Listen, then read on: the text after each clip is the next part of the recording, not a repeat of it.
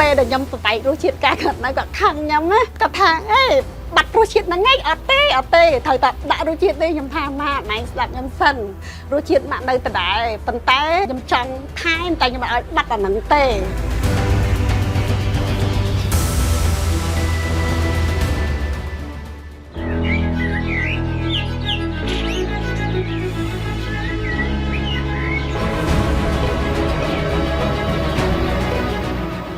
នាងខ្ញុំឈ្មោះសោមចំណាត់ម្ចាស់អាជីវកម្ម VC សាច់ក្រកឆ្ងាញ់បាត់ដំបងហើយសប្តាហ៍ថ្ងៃគឺនាងខ្ញុំរស់នៅក្នុងខេត្តបាត់ដំបងនៅភូមិជ្រៃកោងគឺជាកន្លែងផលិតសាច់ក្រករបស់នាងខ្ញុំ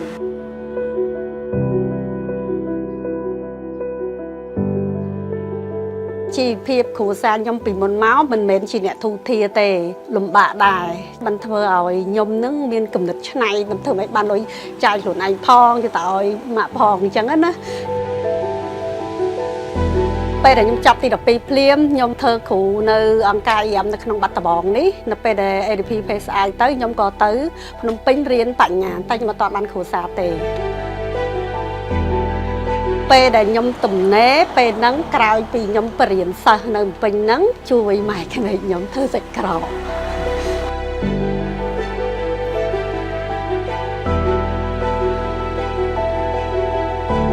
កាលហ្នឹងយើងបរៀនហើយអត់មានកំណត់ថាចង់រកស៊ីរកអីទេណាឲ្យតែពេលគាត់5ដង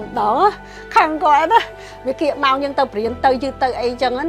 មានអារម្មណ៍ថាខឹងគាត់ណាប៉ុន្តែធ្វើម៉េចយើងនៅជាមួយគាត់ចេះទ្រាំទៅហើយតែជួយធ្វើការងារគាត់បានច្រើនអត់ដឹងថាអ្វីដែលយើងជួយគាត់បន្តិចហ្នឹងវាទៅជាយើងបានចំណេះពីគាត់មកវិញចឹងណា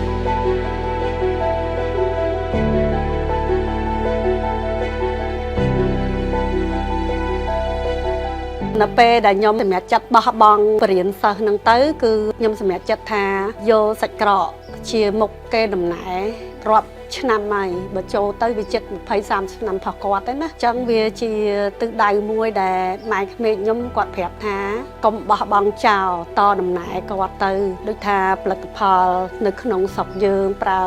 អ្វីៗនៅក្នុងស្រុកវាបាត់បង់ហើយណាមួយរសជាតិហ្នឹងគឺរសជាតិប្លែកហើយគេទទួលស្គាល់គ្រប់គ្នាខ្ញុំក៏អូខេមួយម៉ាក់ខ្ញុំទៅប្រហែលជាចូលប្រហែលជា2ឬក៏3ខែគាត់ចាច់ឋានទៅ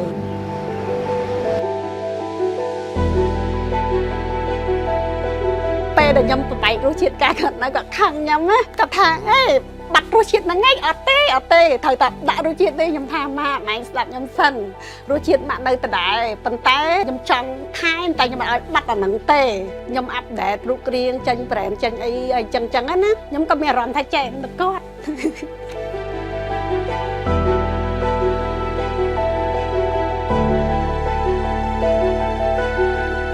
ប្រសិនជាគាត់នៅគាត់នឹងសប្បាយចិត្តអរគុណគាត់ខ្លាំងមែនទែនហើយសូមកម្មាទោសគាត់នៅពេលដែលគាត់5ដងយើងខឹងណា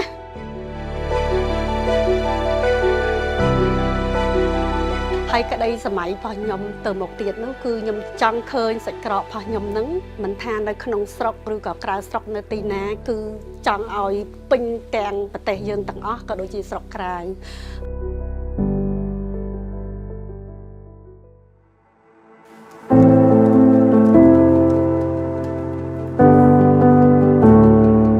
ពេលដែលខ្ញុំចាប់អាជីវកម្មសាច់ក្រកនេះផ្ទាល់ជួបបញ្ហាច្រើនណាស់បញ្ហាទី1ហ្នឹងអ្នកខ្លះគាត់អត់ទាន់បានញ៉ាំអត់ទាន់បានសាភ្លក់រសជាតិសាច់ក្រកហើយសាច់ក្រកខ្ញុំដូចដឹងស្រាប់ហើយគឺប្រើជ្រូកខ្មែរវត្ថុធាតុដើមគឺក្នុងស្រុកទាំងអស់អញ្ចឹងតម្លៃនៃសាច់ក្រកគឺវាខុសគ្នាសាច់ក្រកខ្ញុំគ្រាន់តែចេញមកគឺតម្លៃវាចូល40000-45000អានេះយើងនិយាយលើតម្លៃខ្ញុំជួបបញ្ហាតម្លៃមួយហើយបញ្ហាទី2នោះគឺផ្នែកទីផ្សារ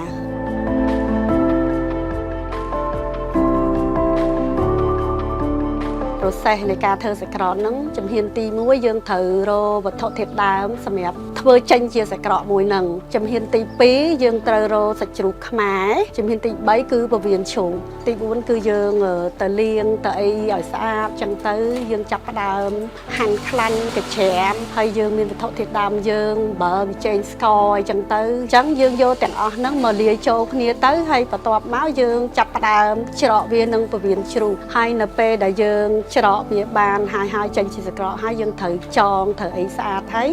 អ្វីដែល សំខាន់សម្រាប់អនាម័យចំពោះសាច់ក្រកហ្នឹងគឺយើងយកទៅស្រោះសិនចាយើងយកទៅស្រោះហើយចាំយើងដាក់ចូលឡសម្ងួតដាក់ចូលក្នុងឡហ្នឹងមិនមែនប៉ុន្មាននាទីទេនិយាយទៅវាអាចចូល12ម៉ោងទៅ15ម៉ោង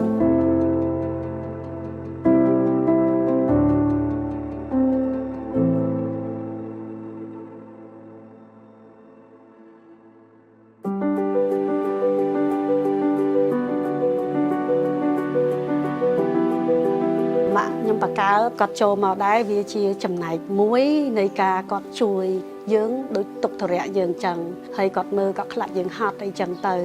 ហើយអ្វីដែលសំខាន់គឺគាត់ចេះលើកទឹកចិត្តយើងថាធ្វើអីចឹងទៅហើយកុំគិតច្រើនក៏អត់សូវចេះនិយាយអីមែនប៉ុន្តែគឺគាត់ផ្ដោតមកខ្លាំងថាអ្វីដែលគាត់ធ្វើទាំងប្រហែលគឺគាត់គ្រប់គ្រងយើងណាយើងម៉ែហត់តាំងពីដើមមកតែអញ្ចឹងហើយបើកាលណាយើងអត់ជួយវាពិបាកឲ្យតកូនរកបានគឺម៉ែសប្បាយចិត្តគាត់នឹងមនុស្សឆ្លៀសវៃមក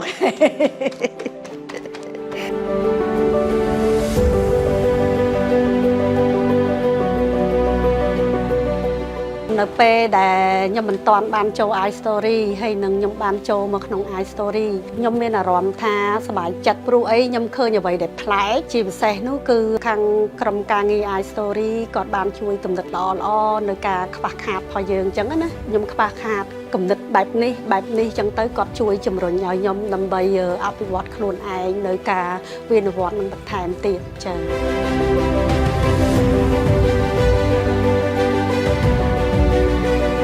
ការវិនិយោគខ្ញុំទៅលើអាជីវកម្មនោះធ្វើសាច់ក្រករសជាតិប្រហុកខ្ទិះដែល